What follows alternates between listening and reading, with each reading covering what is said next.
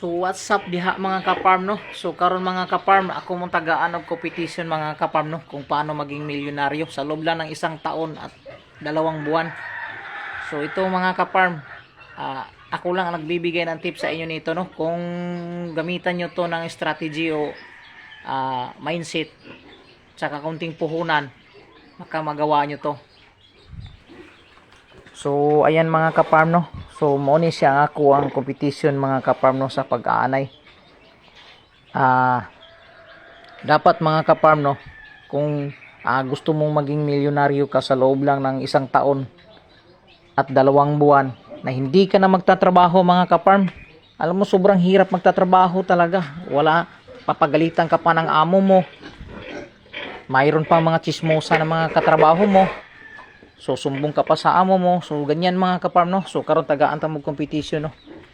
Dapat mga ka-farm ganito kasi yan mga ka-farm no.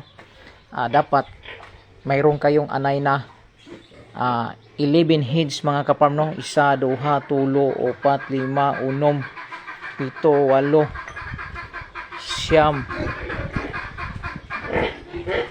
10. So ito lahat mga farm force anayon no na siya no. Targeting nito anayon no this year. So nasa 1 month pa lang ni sila. So ganito yan kasi mga ka-farm ang competition ko dyan. Yung isang anay kasi nito mga ka-farm, ipalagay natin manganak siya ng pulo. Pero sa amin talaga mga ka-farm no, ang anak talaga ng anay namin is pinakamataas kasi talaga sa amin. Ang competition ko lang no is pulo kasi depende kasi sa mga breeding na nakuha nyo. Ito kasi mga ka-farm, ang anak nito ay 19 paubos. Ito naman ang anak nito is 21 pababa. Ito naman ang anak nito is 10 pababa.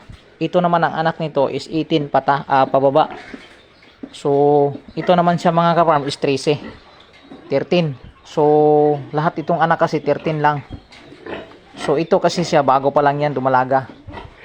So ito mga ka-farm is ang anak naman nito is pulo pataas. Ito naman siya mga ka-farm, ang anak nito is pulo paubos.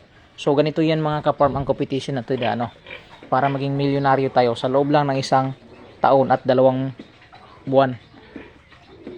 Ang anak kasi ng anay nyo, kapag nanganak ito ng pulo, ipalagay natin is 3,000 ang isang piraso.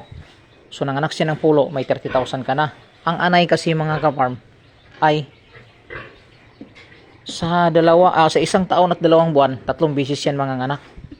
So 30,000 isang buwan. 30,000 isang anakan. So 3 beses may 90,000 ka na dito.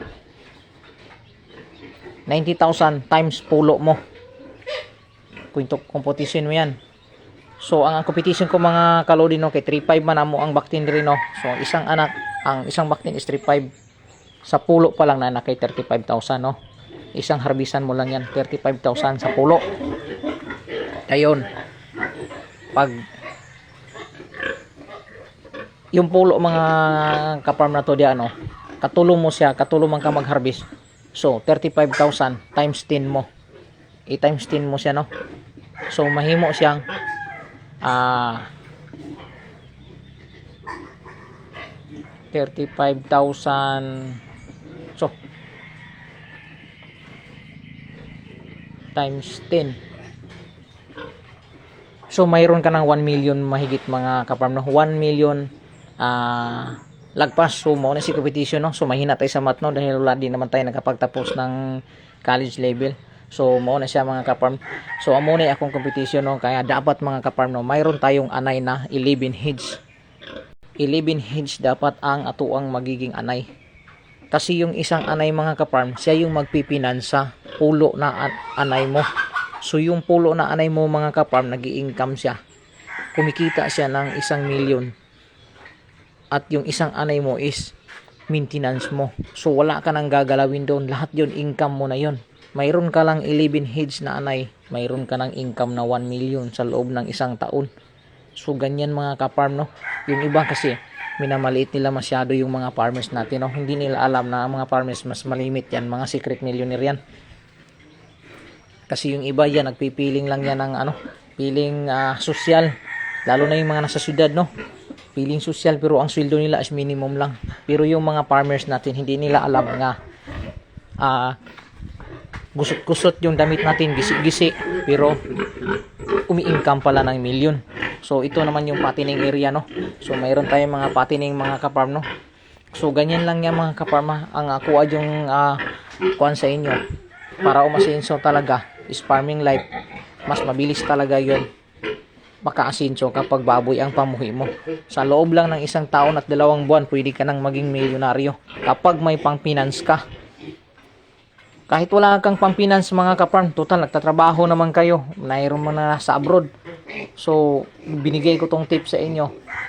Kung sakali naman gamitin nyo at i-apply nyo sa inyo, pwede kayong umasenso, hindi na kayo magtatrabaho. Hindi na kayo magpapakahirap magtrabaho sa laing nasod para lang magkapira taon-taon, buwan-buwan. So ganito lang mga kaparm, kunting tip lang ko sa inyo to. Pwede kayong umasenso sa loob lang ng 1 taon at 2 buwan sa 11 heads na anay. Sa isang anay pa lang mga kaparm, no, mo harvest na kaani og 35,000 sa isang anakan pa lang. 35,000 plus 35,000 plus 35,000 plus 35,000 plus 35,000 plus 35,000 plus 35,000 35,000. Kwintahin mo yun mga kaparm, times 3 mo. So na mayroon ka ng 1 milyon mahigit, no. So ganyan ang competition mga kaparm, no. Minsan kasi yung iba natin, no, nag-aalaga sila pero wala silang competition. So wala silang plano kung paano masinso. So mo ni say among targeting talaga mga kaparmers nato di ano. Baka puhon-puhon yung video ko na to maging aral sa inyo o makuha na nyo ng ideya.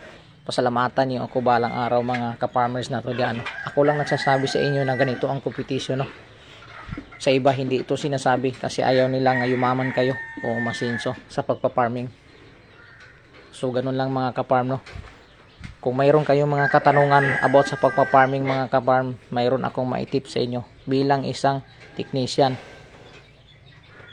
So maura na. Shout out sa inyo mga ka-farm. Good morning sa inyo. Shout out.